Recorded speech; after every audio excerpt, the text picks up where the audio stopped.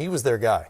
There's no question. If you went around the 30 NBA teams and started asking guys who was their favorite player, their hero growing up, I would say the majority of them, of these guys, would be Kobe Bryant. And beyond the players playing today, if you went to fans of the same age, fans in their 20s and their early 30s, it would be the same thing. This is truly one that will impact everyone in the NBA community, but especially people of those ages.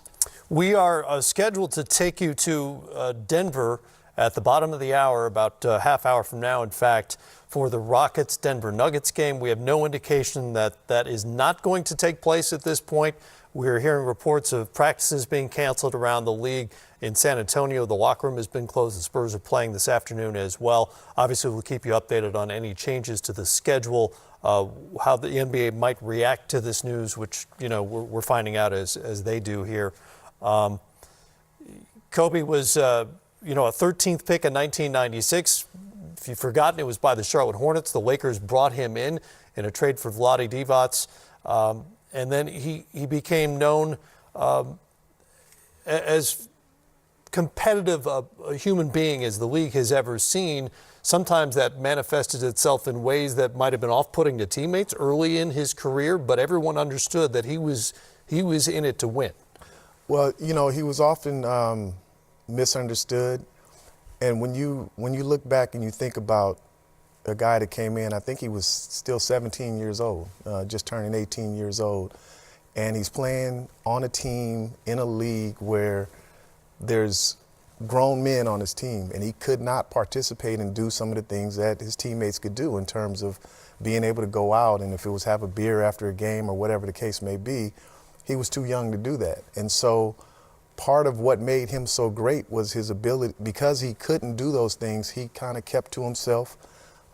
He was a true student of the game. He watched film of all those that came before him, and just in his relentless pursuit to be the best to ever play the game, wanting to be that, he kind of isolated himself, because he, like I said, he couldn't put himself around and do some of the things that his teammates could do.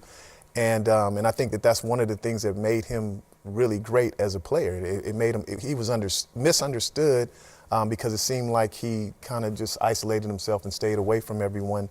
But in terms of competitiveness and willpower, and a guy that you want to be in the foxhole with, in any kind of game situation, he was a guy that you want to be. From the discipline that it took for him to stretch and work out and take care of his body, and then the pain threshold that he had when he would come down and turn his ankle and just tape it up tighter and still play in the game, and just all those things that if you were there like I was, that you saw and you understood that that's what made him special and made him different than everybody else.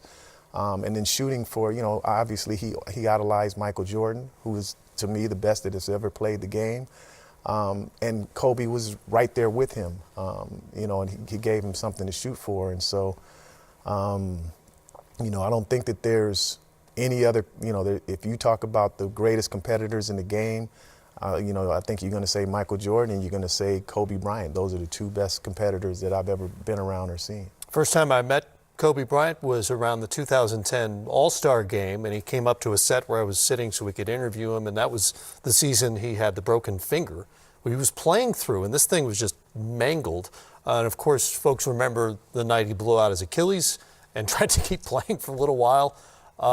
As a coach who had to coach against him for so many years, obviously there are the physical skills, the tools that he had, but how did his competitiveness, that seemingly, inextinguishable fire that he had to perform and to win, how does that factor into how do you try to stop him? Listen, when I knew how hard it was going to be to ever beat Kobe Bryant, he took, when I was coaching in Orlando, one summer he took his family on vacation to Disney World, and he was having trouble finding a place to work out. He called our general manager, Otis Smith, and said, "Hey, can I come up to your practice facility in the mornings and work out. I'll get up there around 5:30 or 6 in the morning. I'll be gone before your players come in. I just need a place to work. They grew up on a true icon. There have been a lot of great players in this league, but there are very few iconic guys. You know, AI, Michael Jordan, Kobe Bryant, Shaq, you know, I mean, that's of this generation. These are the guys that you're talking about that these guys grew up on. And it's not like this icon died at 65 and has been out of the league for 20 years and it's expected. It's too soon. I mean, way too soon. He's a young guy, and like Brian said, he was transitioning to having great success making films and in business, and he's a guy these guys loved. None of them are going to feel like playing today. It's going to be interesting to see what the league decides to do. And to your point about his youth, he has not yet been enshrined in the Basketball Hall of Fame, which will surely now happen posthumously in September. I think the ceremony's in September, because this is the first year of eligibility in a very high-profile class that he is in. You see the career numbers. It was just last night that LeBron James passed him for third all-time on the career scoring list. In fact, if I'm not mistaken, that was his last tweet. Not that that's the,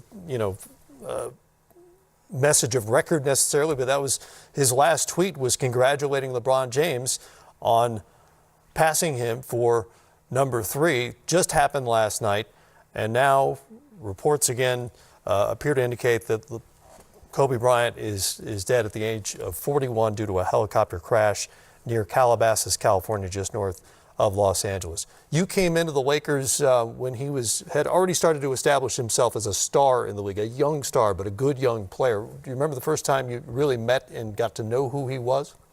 Yeah, I mean, I met him, prior to that, like I said, when he was a little kid, when I played a year over in Italy and I played against his father. Right. But coming to the Lakers, I came in 99-2000 season when Phil Jackson's first year.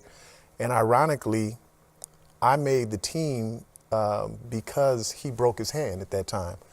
They had 14 guaranteed players on the roster, and I didn't come to camp because I didn't have a guarantee. I was 11 years in the league, and their first preseason game, Kobe actually broke his hand. Phil Jackson called me. I was in Oakland just working out, and he said, "You got 8 weeks to make me cut somebody else on our team while Kobe's hand is healing." And that's actually my story of how I got to the team. But like I said, it was you knew that there was something different in his work ethic, for one. And one of the things that Stan just talked about was the early morning sessions, that he had. And many times as a coaching staff and coaching him, we would get to the gym at 8 o'clock in the morning to have our coaches meetings, and Kobe had already had a 2-hour session working, and being a full sweat from having his own individual workout before we even got to practice and things of that nature. I want to take a step back for a second and and try to help some of those who feel like I feel right now. I try to, as a man who, I'm 53 years old, and I've dealt with a lot of death in my time. And one of the things that has helped me deal with, my family died in a car accident in 1993. One of the things that kept me going is the fact that while they were here, we lived and we made a lot of memories together. And when they're gone, that's all that you have are the memories that you made while they were here. And for those Kobe fans that are out there that are feeling like I feel right now, just try and think of all the joy that he brought you, making the highlights that you remember, for all the Laker fans, that the championships that he brought, that put smiles on your faces. Those are memories that you're going to have to rely on going forward.